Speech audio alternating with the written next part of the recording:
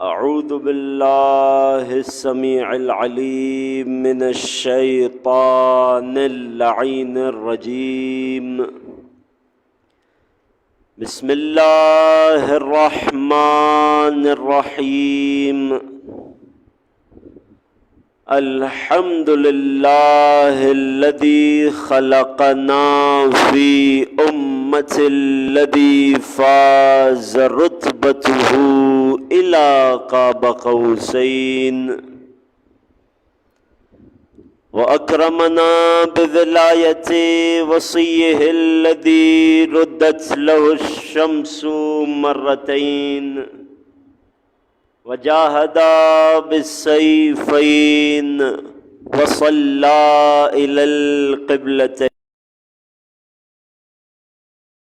بحب الزهراء أم السبطين، وجعلنا من الباكين على مصاب الحسن والحسين، والتسعة من ذرية الحسين، والذين من بكى على مصابهم رجح حسناته أعمال الثقلين.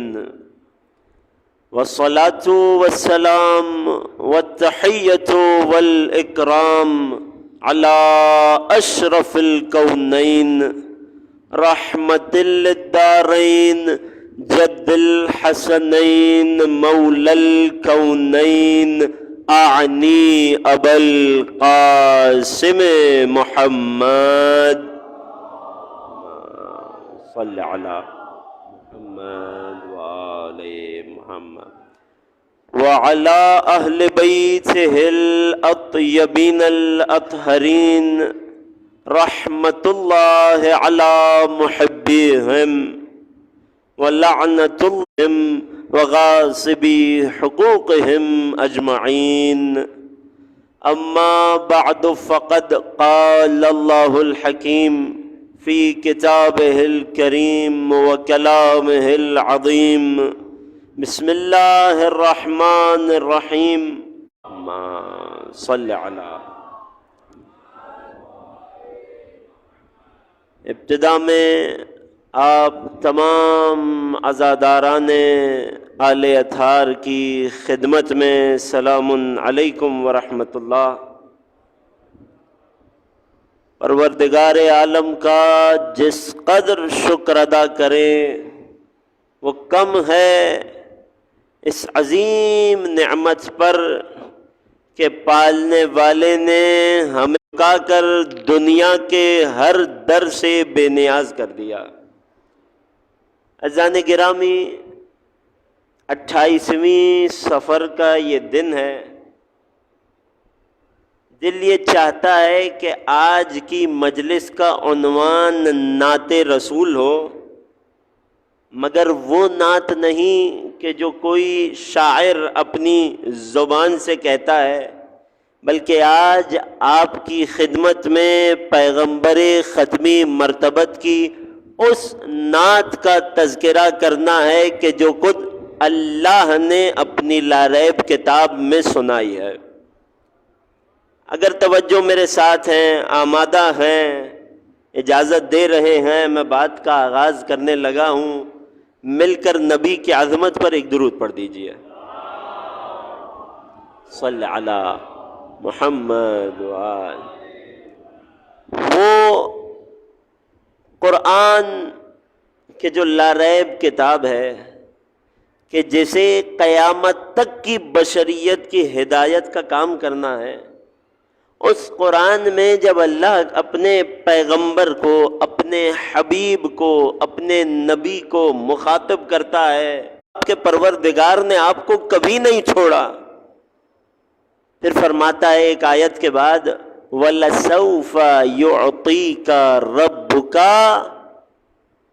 فَتَرْضَىٰ. سورہ ضحیٰ کی معروف آیت کہ حبیب اللہ آپ کو عنقریب وہ عطا کرے گا کہ آپ راضی ہو جائیں گے. توجہ ہے عزیزوں؟ ذرا تھوڑی سی توجہ چاہتا ہوں، میں بزرگوں کو زحمت نہیں دوں گا، جوان دوستوں سے گزارش ہے اس فاصلے کو، اس خلا کو پر کیجئے اور آگے آگے تشریف لے آئیے، درود پڑھیے محمد و آل محمد پر۔ آئیں بسم اللہ، بسم اللہ، جزاکم اللہ۔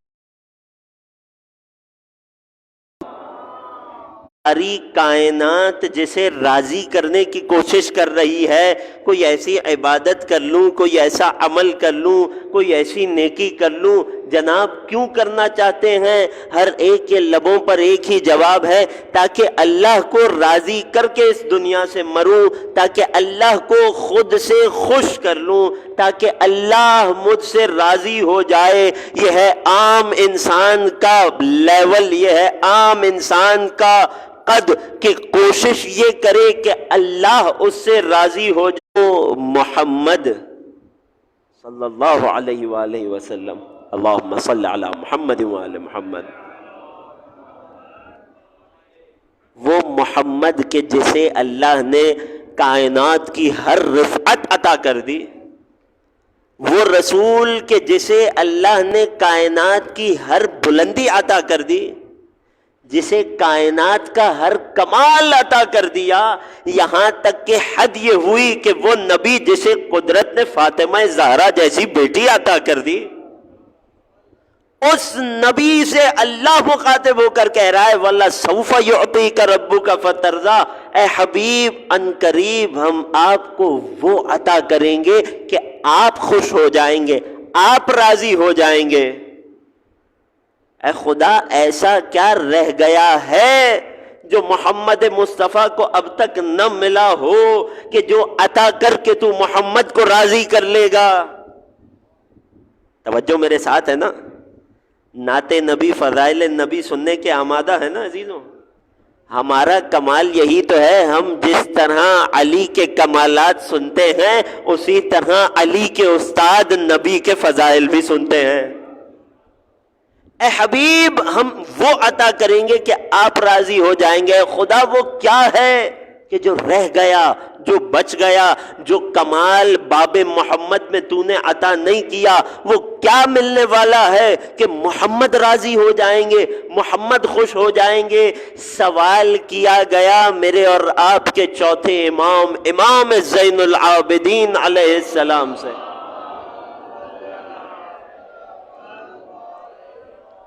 سوال کرنے والے نے آ کر بڑا لطیف سوال کیا، اے فرزند رسول، قرآن کے بارے میں پوچھا جائے تو آل محمد سے پوچھا جائے، قرآن کے بارے میں پوچھا جائے تو قرآن والوں سے پوچھا جائے۔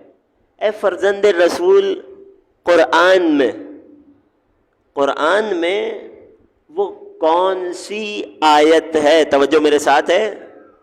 قرآن میں وہ کون سی آیت ہے کہ جو انسان کو سب سے زیادہ امید دلاتی ہے؟ قرآن میں وہ کون سی آیت ہے جو انسان کو سب سے زیادہ ڈھارس دیتی ہے، جو انسان کو سب سے زیادہ آسرا عطا کرتی ہے؟ میں آپ کی خدمت میں آیت پیش کروں؟ یہ فرق ہوتا ہے امام میں اور امت میں، یہ فرق ہوتا ہے قاری قرآن اور وارث قرآن میں۔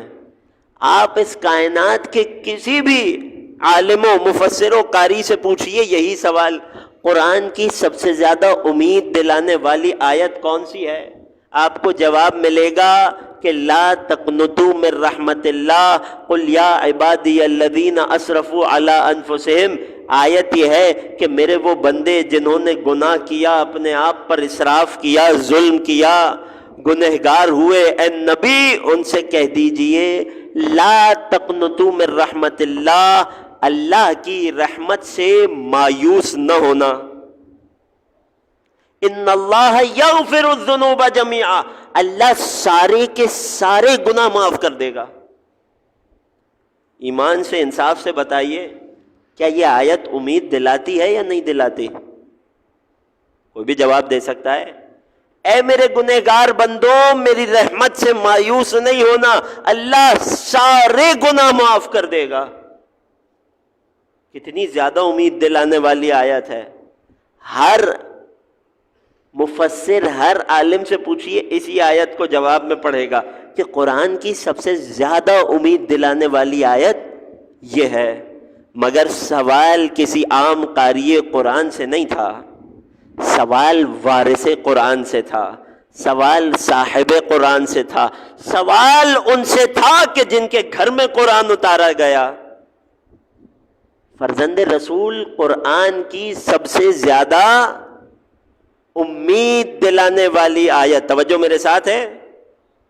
اے فرزند رسول کون سی آیت ہے جو سب سے زیادہ امید دلاتی ہے؟ چوتھے امام نے مسکرا کر فرمایا وہ آیت کہ جو قرآن میں ہمیں سب سے زیادہ امید عطا کرتی ہے وہ سورہ مبارکہ ضحیٰ کی 5ویں آیت ہے کہ جس میں اللہ اپنے حبیب کو مخاطب کر کے کہتا ہے وَلَسَوْفَ يُعْطِيكَ رَبُّكَ فَتَرْضَىٰ، اے حبیب ان قریب اللہ آپ کو اتنا عطا کرے گا کہ آپ راضی ہو جائیں گے. سوال کرنے والے کے چہرے پر بھی اسی طرح سوالیہ نشان آ گیا. اے فرزند رسول یہ آیت امت کے لیے امید کیسے بنی؟ یہاں تو اللہ اپنے حبیب کو وعدہ کر رہا ہے کہ اتنا عطا کرے گا، اتنا عطا کرے گا کہ آپ راضی اور خوش ہو جائیں گے. مسکرا کر فرمایا یہ آیت ہر امتی کے لیے سب سے بڑی امید اس لیے ہے کہ محمد مصطفیٰ اس وقت تک راضی نہ ہوں گے جب تک ایک ایک امتی نہ بخش دیا جائے. نہیں عزیزو اس طرح نہیں، ایک درود پڑھ دیجئے رسول کی عظمت پر.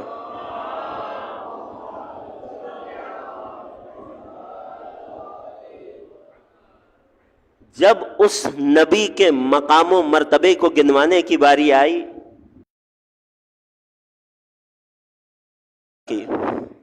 ارشاد ہوا وَمَا كَانَ اللَّهُ لِيُعَذِّبَهُمْ وَأَنْتَ فِيهِمْ. وہ قرآن، تھوڑی سی توجہ چاہتا ہوں عزیزوں، قرآن سے نعت رسول پیش کر رہا ہوں. وہ قرآن کہ جس میں ہر نبی کی امت کا تذکرہ آیا تو کچھ اس طرح سے آیا کہ ہم نے فرشتوں کو نوح کے پاس بھیجا اور حکم دیا کہ کشتی بنائیے. اے خدا کشتی کیوں بنانی ہے؟ رسول کی ایک ایسی نعت قرآن سے جو کسی اور نبی کو عطا نہ ہوئی، ایسی فضیلت، ایسا مقام جو کسی اور نبی کو نہ ملا. جب نوح کے پاس فرشتے آئے اے نوح کشتی بنائیے. اے خدا کشتی کیوں بنانی ہے؟ کیونکہ اے نوح جب آپ کشتی بنا لیں گے تو پھر ہم آپ کی قوم پر سیلاب سے عذاب میں مبتلا کریں گے اور سب ڈوب جائیں گے سوائے ان کے کہ جو آپ کی کشتی میں سوار ہیں. توجہ ہے؟ اب یہاں ضمناً یہ بھی عرض کرتا چلوں کشتی نوح میں سوار ہونے والے نجات پا گئے. نوح کو اللہ نے یہ نہیں کہا کہ نوح جب تک آپ اپنی قوم میں ہیں عذاب نہیں آئے گا. نہیں، آپ کا مقام بہت زیادہ ہے نوح، مگر آپ کشتی بنا لیجئے کیونکہ عذاب آیا تو آپ کو بھی اسی کشتی میں سہارا لینا پڑے گا، اسی کشتی میں پناہ لینی پڑے گی. توجہ ہے نا عزیزوں؟ لہذا کیا ہوا؟ نبی اللہ نوح نے کشتی کو بنا لیا. اب جب نوح نے کشتی کو بنا لیا تو صاحبان ایمان اس میں سوار ہو گئے. نوح نے جانداروں کو، مخلوقات کو اس میں سوار کر لیا. اب جب نوح نے کشتی میں لوگوں کو، ایمان والوں کو سوار کر لیا، ابھی نوح اسی دنیا میں ہیں، ابھی نوح اسی زمین پر ہیں، بس فرق یہ ہے کہ کشتی میں سوار ہیں. ادھر نوح کا کشتی میں قدم رکھنا تھا، ادھر سیلاب آنا شروع ہو گیا. چلے ضمناً آپ کی خدمت میں ایک اور بات بھی عرض کر دوں. نوح نے کشتی بنائی تاکہ نجات پا جائیں، عذاب الہی سے خود کو بچا لے۔ میرے نبی کا فرمان تو سب کے ذہنوں میں ہے نا، مثل اہل بیتی کمثل سفینۃ نوح، میرے اہل بیت کی مثال کشتی نوح کی ہے، من رکبہا نجا، جو اس میں سوار ہو گیا وہ نجات پا گیا، ومن تخلف عنہا غرق وہوا، جو اس کشتی سے خود کو دور رکھے گا وہ غرق ہو جائے گا، ہلاک ہو جائے گا۔ متفق ہیں تو اظہار کیجئے گا۔ میں دوبارہ اپنے اس موضوع پر آؤں گا، بس ضمناً ایک دو جملے سنتے چلیے۔ جب بات کشتی نوح کی آ گئی ہے تو رسول کی یہ حدیث بھی ہمیشہ سے تمام عالم اسلام کی کتب میں متفقہ علیہ حدیث کہ میرے اہل بیت کی مثال کشتی نوح کی سی ہے، جو اس میں سوار ہو گیا وہ نجات پا گیا۔ یہاں تک کہ بڑے سے بڑا متعصب بھی آل محمد کی اس فضیلت کا انکار نہیں کر سکا۔ توجہ میرے ساتھ ہے؟ ایک درود کا سہارا دے دیجئے محمد و آل پر۔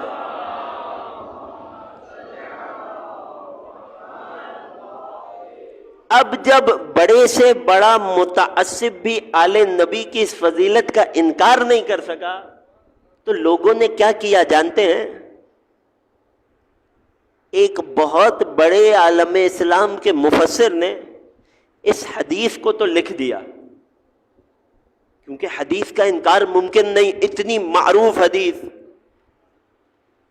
کہ میرے اہل بیت کی مثال کشتی، اگر میرے ساتھ ہیں توجہ ہے تو بتائیے گا، میرے اہل بیت کی مثال کشتی نوح کی سی ہے، جو سوار ہوا نجات پا گیا، جو سوار نہ ہوا ہلاک ہو گیا۔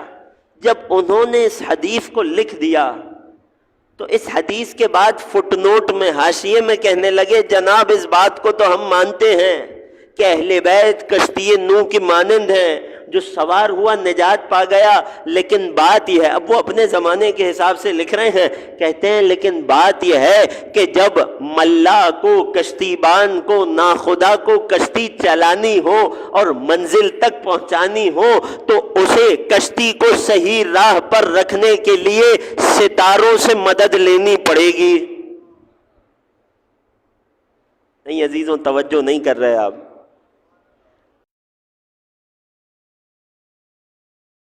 کی مگر اگر کشتی کو منزل تک پہنچنا ہے، رات تاریک ہے، نقشہ سمجھ نہیں آ رہا، کشتی کو ستاروں کی مدد لینی پڑے گی تاکہ صحیح منزل پر پہنچے، تاکہ گمراہ نہ ہو۔ یہ جملہ لکھا اور نیچے لکھ دیا کہ نبی فرما گئے اصحابی کالنجوم، میرے اصحاب ستاروں کی مانند ہیں۔ توجہ ہے؟ آپ نے پریشان نہیں ہونا، جب سوال پیش کیا ہے تو جواب بھی آپ کی خدمت میں رکھ کر آگے بڑھیں گے۔ اگر توجہ میرے ساتھ ہے، میں جواب پیش کرنے لگا ہوں اور قیامت تک اس اشکال کو، اس شبہے کو جہاں سے آیا ہے وہیں دفن کرنے لگا ہوں۔ اگر آمادہ ہیں تو ایک درود پڑھ دیں محمد و آل محمد پر۔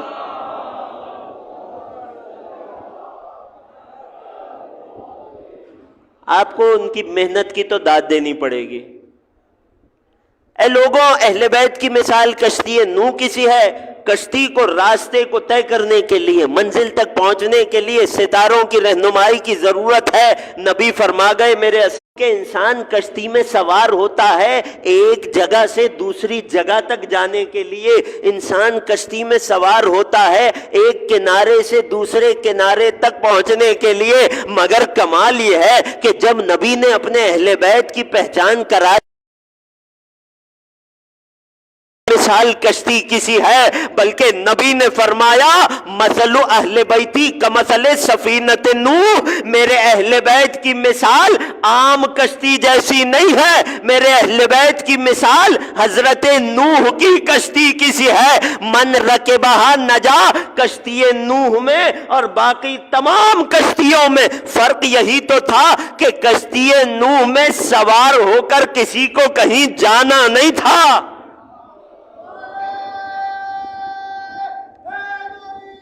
یا علیم غور کیا آپ نے؟ من رکبہا نجا، ارے کشتی نوح کوئی راستہ نہیں تھا، کشتی نوح اپنے آپ میں ایک منزل تھی، یہی وجہ تھی نا جو فقط اس کشتی میں سوار ہو گیا وہ نجات پا گیا۔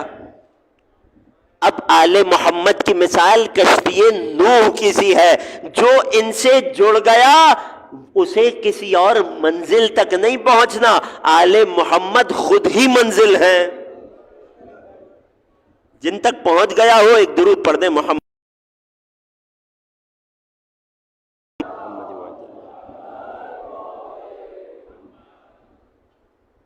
ایک اور درود کا سہارا دے دیجئے۔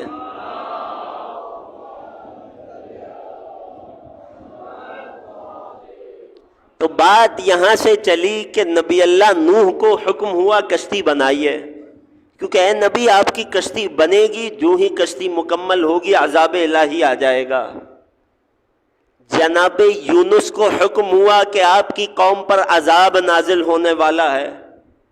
ابراہیم علیہ السلام کے پاس فرشتے آئے کہ اے ابراہیم ہم آپ کو خبر دینے آئے ہیں کہ آپ کے پڑوس میں جو قوم ہے اس قوم پر عذاب نازل کرنے ہم اللہ کے فرشتے آئے ہیں۔ ابراہیم نے سوال کیا کیا تھا؟ نعت رسول قرآن سے پیش کرنے لگا ہوں عزیزوں۔ ابراہیم نے سوال کیا کیا تھا؟ ان فیہا لوطا، اے فرشتوں اس بستی میں تو اللہ کے نبی لوط بھی موجود ہیں، اس بستی میں نبی خدا موجود ہیں۔ کہنے لگے نحن اعلم بمن فیہا، اے ابراہیم ہمیں بہتر پتا ہے کہ اس بستی میں کون ہے۔ لننجینہ واہلہ، ہم اپنے نبی کا خیال یوں رکھیں گے کہ لوط علیہ السلام کو اور ان کے اہل کو سوائے ان کی اس زوجہ کے کہ جو کافرہ ہے، ہم لوط اور ان کے اہل کو عذاب سے نجات عطا کریں گے۔ ہم بستی پر، توجہ کیجئے گا یہ جملہ جس تک پہنچ گیا اسے قرآن سے نعت نبی سمجھ آ جائے گی۔ اے ابراہیم ہم جس بستی میں لوط رہتے ہیں اس بستی پر عذاب نازل کرنے سے پہلے لوط کو اس بستی سے نکال کر لے جائیں گے۔ نبی اللہ لوط کو عذاب کے آنے سے پہلے نکال دیا جائے گا۔ فرشتے لوط کی خدمت میں آئے، اے نبی خدا لوط ہم نے آپ کی قوم پر عذاب نازل کرنے کا فیصلہ کر لیا ہے، آپ کے پاس ایک رات کی مہلت ہے، اس ایک رات میں اپنے گھر والوں سمیت یہاں سے نکل جائیے۔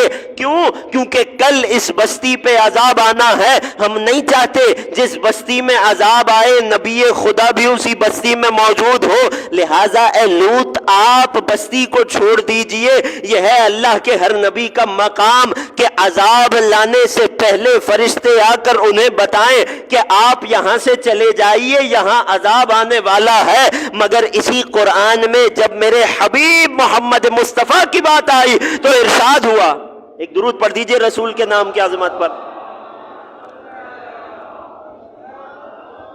اب اللہ نے اپنے آخری حبیب کو، اپنے نبی کو یہ نہیں کہا اے محمد اس قوم پر، اس امت پر، اس گروہ پر عذاب آنے والا ہے آپ چلے جائیے، نہیں، ما کان اللہ لیعذبہم وانت فیہم، اے محمد جب تک آپ ان لوگوں کے درمیان ہیں اللہ ان پر عذاب نازل نہیں کرے گا۔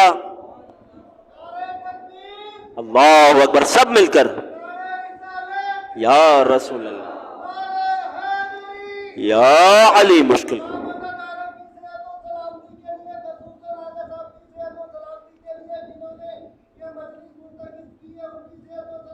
بسم اللہ، اللہم صلی علی محمد وآلہ۔ اب اس تمہید کے ساتھ ذرا اس آیت کا لطف تو محسوس کیجئے، ما کان اللہ لیعذبہم وانت فیہم، اے نبی جب تک آپ ان لوگوں کے درمیان ہیں آپ سے کبھی نہیں کہا جائے گا کہ اس بستی سے دور جائیے، اس گروہ سے ہٹیے، نہیں، آپ کا مقام یہ ہے کہ جب تک آپ ان کے درمیان ہیں اللہ انہیں عذاب ہی نہیں دے گا۔ جب یہاں تک آیت سمجھ آ گئی تو اس سوال کا جواب بھی دے دیجئے، پورا عقیدہ امامت بھی واضح ہو جائے گا۔ کیا محمد اس دنیا سے پردہ فرما گئے یا نہیں؟ کوئی بھی جواب دے سکتا ہے جو پہنچ جائے. کیا نبی پردہ فرما گئے یا نہیں؟ جسے جو جواب دینا ہے دیجئے. میرا اگلا سوال یہ ہے، کیا امت مسلمہ کو آئے ہوئے 1400 سال گزر گئے، اس کائنات میں، اس دنیا میں نگاہ ڈالیے، پچھلی امتوں میں ہر ایک امت پر جس ایک گناہ کی وجہ سے عذاب آتا تھا، وہ سارے کے سارے گناہ آپ کو آج دنیا میں ہوتے نظر آئیں گے. کیا عذاب آیا یا نہیں آیا؟ توجہ ہے عزیزوں، کیا عذاب آیا یا نہیں آیا؟ قرآن کی آیت کا فیصلہ ہے، ما کان اللہ لیعذبہم وانت فیہم. اے محمد، جب تک آپ ان کے درمیان ہیں عذاب الہی نہیں آئے گا. 1400 سال گزر گئے، دنیا نے ہر گناہ، ہر نافرمانی کو دیکھ لیا، مگر عذاب نہیں آ کر بتا رہا ہے کہ دو میں سے ایک بات کو ماننا پڑے گا، یا تو محمد کو آج بھی حیات ماننا پڑے گا، یا ماننا یہ پڑے گا کہ اگر محمد پردہ فرما گئے تو آج بھی کوئی ہے کہ جو محمد جیسا ہے.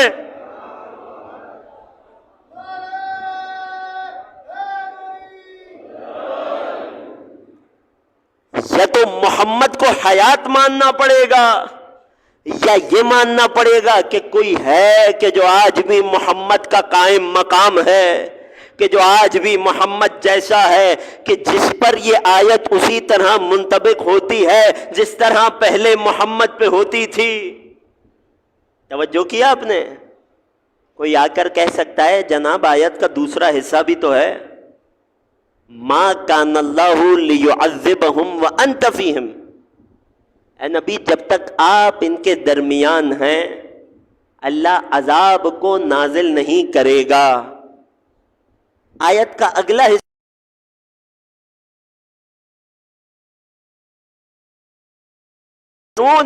اور اللہ اس وقت تک بھی ان پر عذاب نہیں اتارے گا جب تک یہ لوگ ایک کام کر رہے ہیں. وہ کام کیا ہے؟ وَهُمْ یستغفرون. جب تک یہ لوگ استغفار کر رہے ہیں، جب تک یہ لوگ، یہ امتی کیا کر رہے ہیں؟ کوئی بھی جواب دے دے. جب تک امتی استغفار کر رہے ہیں اس وقت تک بھی عذاب نازل نہیں ہوگا. اگر کوئی آ کر کہے کہ رسول کے ساتھ ساتھ استغفار بھی اسی طرح اہم ہو گیا کہ جب تک میں امتی اپنی گنہگار زبان سے استغفار کرتا رہوں گا تب تک مجھ پر عذاب نہیں آئے گا، تو سوال قرآن ہی سے کر لیتے ہیں کہ جس استغفار کی وجہ سے عذاب ہٹ رہا ہے اس کی شرائط کیا ہیں؟ اللہ اکبر.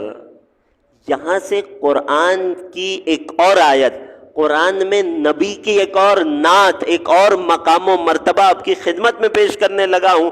اگر آمادہ ہیں تو ابتدا سے آخر تک نبی کی عظمت پر ایک درود پڑھ دیجئے. صلی علی. عذاب سے خود کو بچانے کی پہلی شرط کیا ہے؟ کہ محمد ہمارے درمیان ہوں. جزاک اللہ. عذاب سے خود کو بچانے کی دوسری شرط کیا ہے؟ کہ انسان کیا کرے؟ انسان استغفار کرے. آئیے قرآن سے استغفار کا طریقہ پوچھتے ہیں. ایک اور آیت میں ارشاد ہوا وَلَوْ أَنَّهُمْ إِذْ ظَلَمُوا أَنفُسَهُمْ. اے نبی، ہم نے انہیں عذاب سے بچنے کا طریقہ استغفار بتایا ہے نا، تو اب ہم ہی بتائیں گے یہ استغفار کیسے مقبول ہوگا، یہ استغفار درست کیسے ہوگا، یہ استغفار گناہوں کو کیسے بخشوائے گا. اے حبیب، ان سے کہہ دیجئے وَلَوْ أَنَّهُمْ إِذْ ظَلَمُوا أَنفُسَهُمْ. اگر ان امتیوں میں سے کبھی کوئی اپنے نفس پر ظلم کرے یعنی گناہ کرے یعنی خطا کرے خدا کی نافرمانی کرے تو اس گناہ کو بخشوانے کے لیے کئی مرحلوں سے گزرنا پڑے گا، جس میں سے سب سے پہلا مرحلہ یہ ہے کہ وَلَوْ أَنَّهُمْ إِذْ ظَلَمُوا أَنفُسَهُمْ جَاءُوكَ، اے نبی جب ان میں سے کوئی اپنے اوپر ظلم کرے تو سب سے پہلے اسے آپ کے در پہ آنا پڑے گا۔ نہیں عزیزوں، آپ نے غور نہیں کیا، عذاب سے بچنے کا دوسرا طریقہ ہے استغفار، لیکن استغفار کا پہلا مرحلہ ہی یہ ہے کہ در محمد مصطفیٰ پہ آنا پڑے گا۔ جاؤکا، اے نبی انہیں آپ کے در پہ آنا پڑے گا۔ کیا فقط اتنا کافی ہے کہ در محمد پہ آ جاؤں؟ اللہ اکبر! کیا اتنا کافی ہے کہ خود کو رسول کے دروازے کے قریب کر لوں؟ نہیں، فاستغفر اللہ، یہ آپ کے در پہ آئیں گے، یہ استغفار کی پہلی شرط ہے۔ پھر اس کے بعد یہ کیا کریں گے؟ استغفار کریں گے، اپنے گناہ کی مغفرت مانگیں گے۔ کتنی شرطیں ہو گئیں؟ 2 شرطیں ہو گئیں۔ جاؤ کا، اے نبی آپ کے در پہ آئیں گے، فاستغفر اللہ، اور پھر اللہ سے استغفار کریں گے۔ مگر یہ بھی کافی نہیں ہے، ان کے گناہ بخشوانے کے لیے یہ بھی کافی نہیں ہے۔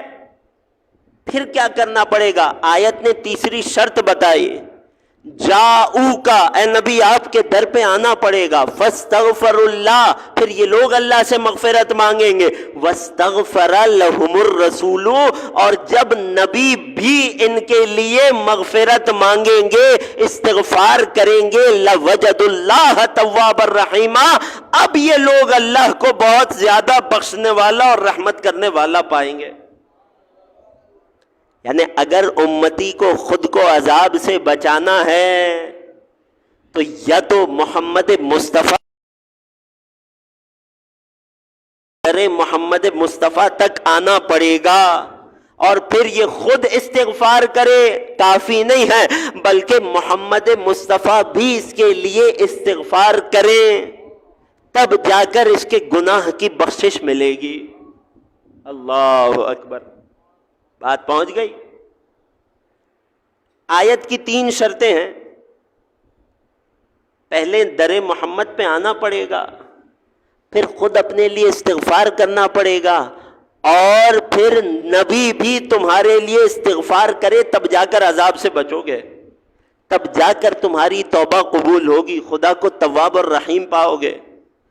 جہاں تک در محمد مصطفیٰ کی بات ہے تو ہم علی والوں کے لیے معاملہ بہت آسان ہے، کیونکہ ہمیں نبی کی وہ حدیث کبھی بھولی ہی نہیں، انا مدینۃ العلم وعلی بابها،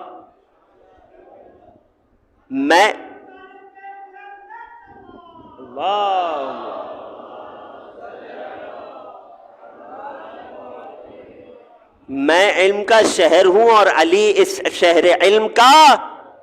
ہم نے ہمیشہ سے در محمد پہ، ہم نے ہمیشہ سے محمد مصطفیٰ کے دروازے پہ سر کو جھکائے رکھا، ہم ہمیشہ علی علی سے خود کو جوڑے رکھتے ہیں، ہم استغفار بھی کر سکتے ہیں۔ 2 شرطیں تو ہو گئی، تیسری شرط کا کیا کریں گے؟ واستغفر لہم الرسول کو کیسے حاصل کریں گے؟ کہ جب نبی بھی اس امتی کے لیے استغفار کرے تب یہ بخشا جائے گا۔ کیسے حاصل کریں گے؟ اس کا آسان ترین جواب ہے یہ فرش عزا، جو پہنچ جائے۔ ہمیں نبی کے در سے خود کو جوڑنا ہے، در آل پہ آ گئے، ہمیں اپنے لیے استغفار کرنا ہے۔ ارے ہماری اوقات ہی کیا ہے، ہم نے حدیث کسا کے اس جملے کو سن رکھا تھا، لہٰذا عمل کرنے آ گئے کہ جب علی نے نبی سے پوچھا تھا یا رسول اللہ یہ جو ہمارا زیر کسا واقعہ بیان ہو رہا ہے، جو اسے محفلوں میں پڑھے گا اسے کیا ملے گا؟ جواب ملا کہ وَاسْتَغْفَرَتْ لَهُمْ إِلَىٰ أَن يَتَفَرَّقُوا، جہاں چاہنے والے جمع ہو جائیں گے وہاں اللہ کے فرشتے انہیں گھیرے میں لے، معصوم فرشتے ان کے لیے استغفار کرتے رہیں گے۔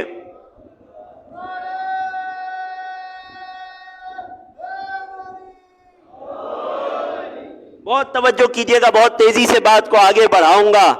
اب انسان کے پاس دو ہی اختیار ہیں، یا تو اپنے گناہ معاف کرانے کے لیے جا کر مسجد میں بیٹھ جائے اور اپنی ہی گنہگار زبان سے استغفار کا ورد کرتا رہے، نہیں معلوم کون سا استغفار قبول ہو یا نہ ہو، نہیں معلوم گناہ معاف ہو یا نہ ہو، یا دوسرا آپشن یہ ہے، دوسرا اختیار یہ ہے کہ نبی کے فرمان پر عمل کرتے ہوئے مجلس آل محمد میں آ جائے، یہ یہاں علی علی حسین حسین کرتا رہے، وہاں معصوم فرشتوں کی معصوم زبانیں اس کے لیے استغفار کرتی رہیں۔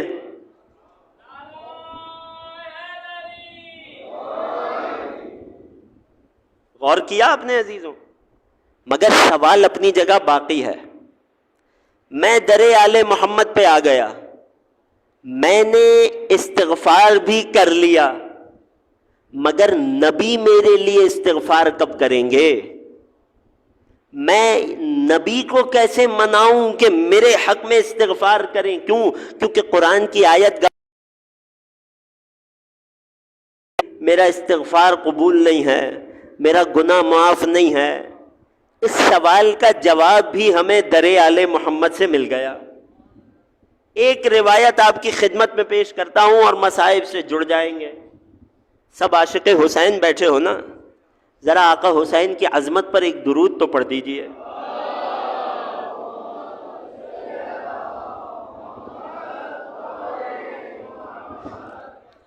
سوال کیا ہے؟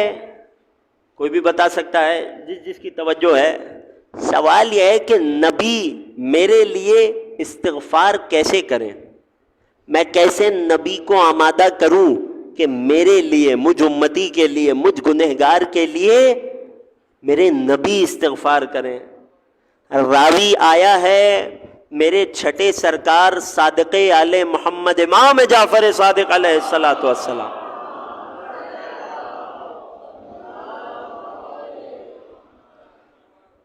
آ کر چھٹے امام کی بارگاہ میں عرض کرتا ہے، فرزند رسول سوال یہ لایا ہوں کہ آپ کے جد حسین ابن علی کہاں پر ہیں؟ اللہ اکبر! لطف لے کر سنیے گا عزاداران حسین اس روایت کو، اپنے جذبات کو، احساس کو آزاد چھوڑیے گا۔ یہ حسین کا معاملہ ہے، یہاں فضائل میں بھی مصائب ہیں، مصائب میں بھی فضائل ہیں۔ میرا سوال ذہن میں رکھیے گا، کیسے میں نبی کو آمادہ کروں کہ میرے لیے استغفار کریں؟ اے فرزند رسول یہ بتائیے آپ کے جد حسین کہاں ہیں؟ فرماتے ہیں ان الحسین ابن علی عند ربہ، حسین اپنے رب کی بارگاہ میں ہیں۔ اس جملے کا لطف لیجئے گا حسین کے عاشقوں۔ آج دنیا کا بڑے سے بڑا انسان چلا جائے تو ہم دعا یہ کرتے ہیں کہ اے پروردگار اسے جنت الفردوس میں جگہ عطا فرما۔ ایسا ہی ہے، بڑے سے بڑا آدمی چلا جائے دعا یہ ہوتی ہے اسے جنت میں جگہ دینا۔ حسین وہ ہے کہ جس کے بدن سے بہہ کر جدا ہو جانے والے خون کا مقام یہ ہے کہ امام اے حسین میں گواہی دیتا ہوں کہ آپ کے بدن سے بہہ جانے والے خون کا مقام جنت الفردوس ہے۔ خود حسین کا کیا مقام ہوگا؟ فرمایا عند رب، اپنے رب کی بارگاہ میں ہیں، مقام عندیت پر ہیں۔ نہ مجھے اس جملے کی حقیقت معلوم ہے اور نہ راوی کو اس کی حقیقت سمجھ آئی، بس چھٹے امام نے بتایا، میں نے آپ تک پہنچا دیا۔ بس اتنا یقین ہے کہ اگر بارگاہ الہی میں مقام عندیت سے زیادہ قریب تر کوئی مقام ہوتا تو حسین ابن علی وہاں ہوتے۔ ان الحسین ابن علی عند ربہ، حسین اپنے رب کی بارگاہ میں ہے۔ مولا مشغولیت کیا ہے؟ میرا سوال تو ذہن میں ہے نا، کیسے نبی کو مناؤں کہ مجھ گنہگار کے لیے استغفار کریں؟ حسین کی مشغولیت کیا ہے؟ فرمایا ینظر الی من حلہ من الشہداء، حسین مقام عندیت سے شہید ہو جانے والے شہدائے کربلا پر نگاہ کیے ہوئے ہیں۔ نگاہ کیے ہوئے ہیں یعنی کیا؟ یعنی حسین کی خاص نگاہ لطف ہر لمحے شہدائے کربلا کی ارواح کے شامل حال ہیں۔ وَيَنْظُرُ إِلَى زُوَّارِهِ، حسین عرش خدا کے سائے سے اپنے زائروں پر نگاہ لطف کیے ہوئے ہیں۔ پھر مولا اس کے بعد کیا فرمایا؟ وَمَنْ يَبْكِيهِ، حسین ہر اس شخص پر نگاہ لطف کیے ہوئے ہیں جو کائنات کے کسی کونے کسی گوشے میں بیٹھ کر حسین پر رو رہا ہے۔ اللہ اکبر، اللہم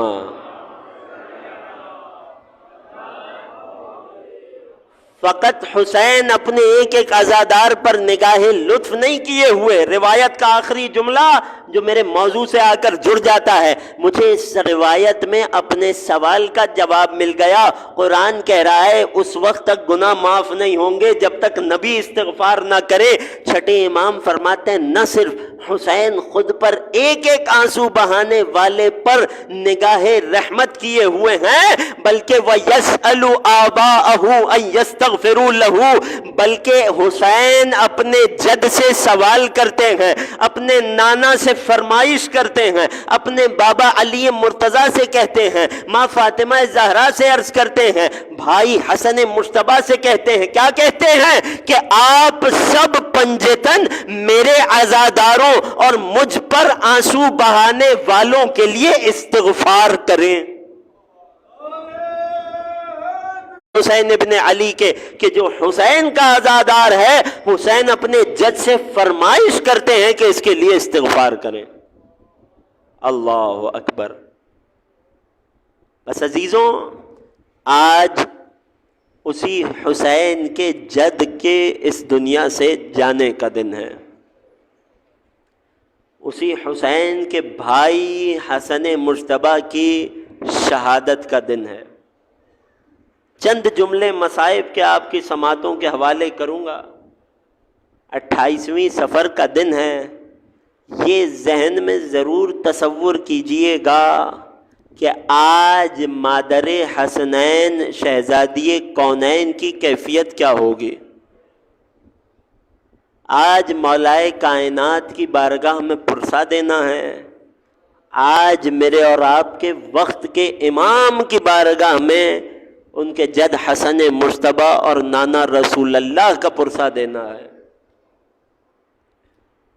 ایک نانا ہے کہ دنیا میں تو ہر لحظے اصحاب کا مجمع ان کے گرد لگا رہتا تھا، مگر جب دنیا سے گئے تو نانا نے اپنے ہی شہر میں یہ غربت دیکھی کہ کوئی جنازے کو کاندھا دینے والا نہیں تھا۔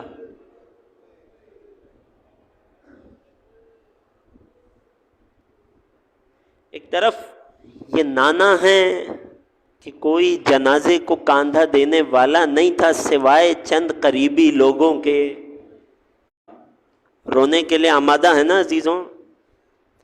چھٹے امام حالت سجدہ میں ہیں، آنکھوں سے آنسو رواں ہیں اور دعا کر رہے ہیں، ارحم تلک الصرخۃ التی کانت، پڑھ کر گزر جاؤں گا، جو جیسے چاہے انصاف کرے۔